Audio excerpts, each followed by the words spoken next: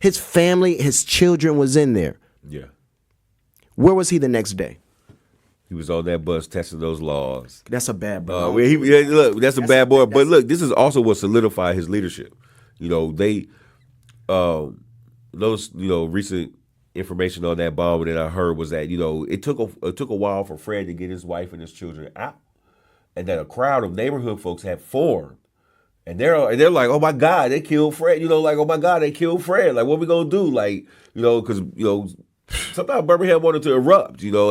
And so when Fred emerges, a lady says, God saved Fred to lead the movement. And so that's part of what solidified his leadership. Yeah. So it's like, what we gonna do next, Fred? Right. What we gonna do next? Or we get on them buses tomorrow anyway. Right. And so pictures that we have at the Institute have Fred in this overcoat, man. It's just like swallowing him. Yeah. Swallow him. You're like, I know you didn't get you a bad preacher. I know you didn't get that, Taylor, man. All his clothes, he lost his clothes at the blast. Yeah. And so somebody was like, man, I got something you can wear, and he had to wear somebody else's clothing. Yeah. But he's on that bus. He's testing those laws. Yeah. He got a sympathetic crew of people that came with him. Right. But one of the things I think also put a target on Fred's back is that he started to try to use the courts to break segregation. Yeah. And then one of the things he did was that, every night you had 60 different churches.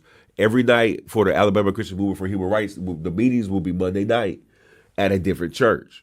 Fred had filed an injunction with the city to try and keep Birmingham PD police officers out of their meetings. Because they were always there. So they always knew what he was going to do. Yeah. They always knew they were there. Right. And so he tried to get them out of those meetings. Right. Previous to the bombing. Right. And then after that, he tried to, integrate his child into Phillips High School. Yep. And then he was met with a mob there. And that was a setup. That was crazy in of itself. So you got, because was it both daughters or just one? I think at that time it was one that was high school. Yeah. And so imagine pulling up to a school.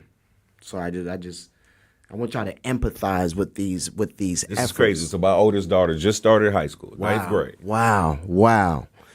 Imagine, because Phillips, that wasn't too far from where he lived.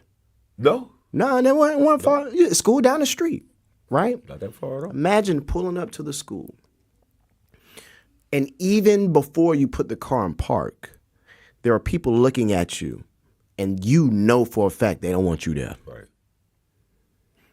The point of school is for education. I came here to learn. This is a safe space. That's why when something happens at school, if there's a shooting or something like that, everybody drop what they're doing to make sure it's kids. Right. They are off limits. So you're a parent. You pull up to a school. You have your child, and your wife is with you, saying, you know what? We want this type of teaching as well.